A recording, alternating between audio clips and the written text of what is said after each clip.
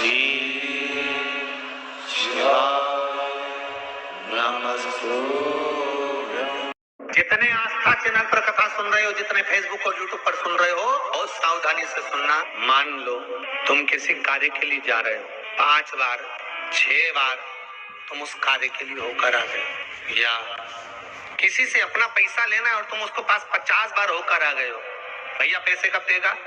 या किसी कार्य के लिए जा रहे हो, वो कार्य नहीं हो रहा, 50 बार होकर आ गए, वो काम नहीं हो रहा।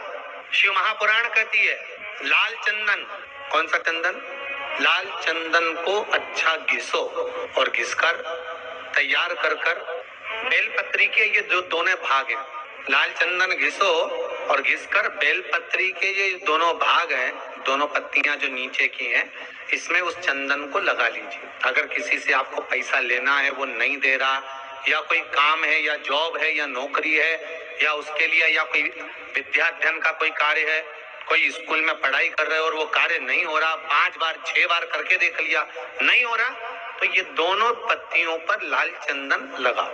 लाल चंदन लगाने का मतलब ये नहीं कि जरा सी तुम बिंदी लगा दो, लाल चंदन जो घिसा है उसको पूरी पत्तियों पर अच्छे से फेरना है, उस लाल चंदन को लगा लीजिए। और महाराज बीच की पत्ती में थोड़ा सा घृत, घृत मतलब गाय का घी, गौ माता के दूध से माखन से निर्मित उस घी को बीच की पत्ती में थोड़ा सा लगा लीजिए। और जो अशोक सुंदरी वाली जगह है, जानते हो ना आप लोग अशोक सुंदरी की जगह, आपको पहले भी कथा में कहा, समझ लीजिए ये शिवलिंग है, ये जलाधारी पर रखा हुआ, ये गोल जलाधारी है, यहाँ से पानी नीचे गिरता है। शंकर भगवान का पूरा परिवार शिवलिंग के आसपास में होता है। शंकर भगवान के 13 बच्चे हैं। कितने बच्चे हैं शिव जी के? 13 बच्चे, पूरे 13 के 13 बच्चे और धर्म पत्नी शिव जी की शिवलिंग के आसपास में है। जैसे ये जो गोल जलाधारी है, ये माता पार्वती जी का हस्त कमल है। शिवलिंग रखा है, ये शंकर जी का स्वरूप है। जहां से पानी नीचे गिरता है, राइट भाग गणेश जी का स्थान, लेफ्ट भाग 6 कार्तिकेय, षडानंद कार्तिकेय का स्थान।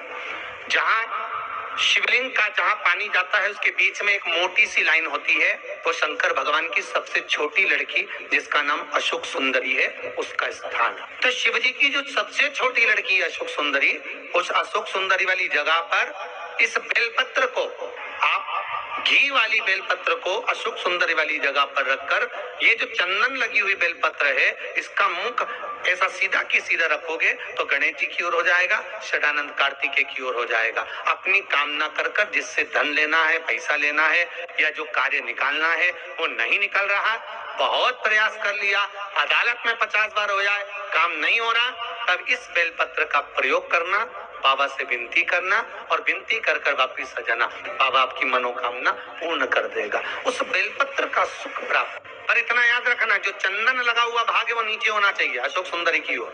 गरत का भाग अशोक सुंदरी की ओर होना चाहिए, नीचे की ओर, नहीं तो मालूम पड़े तुम ऊपर उल्टा रख दो उसको। यही चीज विवाह में भी कार्य आती है। जिन बेटा और बेटी का विवाह नहीं हो रहा, बहुत ध्यान देना महाराज, जिन बेटा बेटी का विवाह नहीं हो रहा, 30-30 साल के हो गए, 28 साल, 40 साल, 25 साल के हो गए, विवाह नहीं हो रहा, तो आज बेलपत्री पर दोनों पत्तियों पर लाल चंदन लगाइए और बीच वाली पत्ती पर पीला चंदन लगाइए। जिसका विवाह नहीं हो रहा उसके लिए कार्य आज ही करना पड़ेगा बंधु। नीचे की दोनों पत्ती पर लाल चंदन और बीच वाली पत्ती पर पीला चंदन।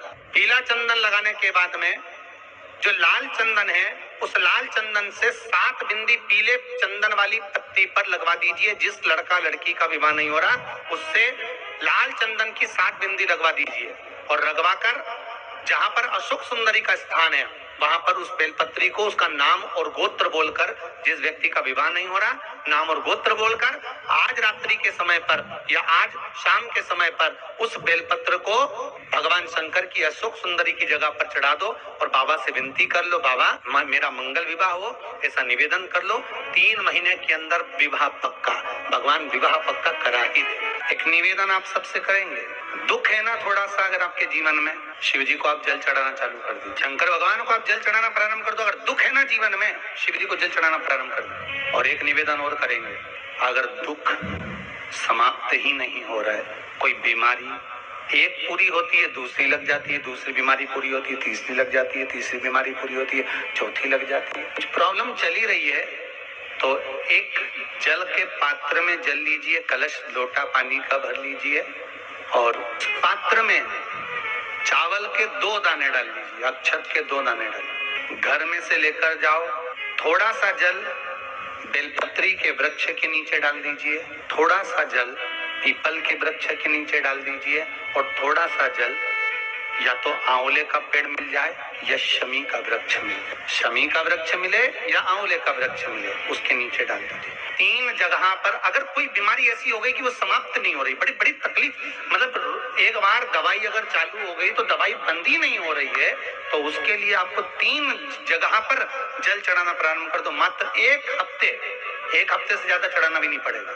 जैसे 1 हफ्ते आप टेबलेट लेते हो, गोली लेते हो, 1 हफ्ते चढ़ाना प्रारंभ कर दो। सबसे पहले बेलपत्री के पेड़ के नीचे क्या करना है, जल का पात्र लेना है, उसमें 2 दाने चावल के डालना, 2 दाने अक्षत के डालिए। पहले बेलपत्री के पेड़ के नीचे जाओ, वहां जल चढ़ाओ, फिर जाइए पीपल के वृक्ष के नीचे, वहां जल चढ़ाइए, आखिरी में या जल चढ़ाओ, फिर जाइए पीपल के वृक्ष के नीचे, वहां जल चढ़ाइए, आखिरी में या तो शमी के नीचे या फिर आंवले के नीचे, इन दोनों में से कोई एक वृक्ष जिसके नीचे। पर 1 हफ्ते अगर आपने आंवले में चढ़ाया है तो आंवले में ही चढ़ाना, शमी में चढ़ाया है तो शमी में चढ़ाना है। ये बदल के मत चढ़ाना कि आज मैं शमी में चढ़ा देती हूँ कल आंवले में चढ़ा दूंगी, ऐसा नहीं।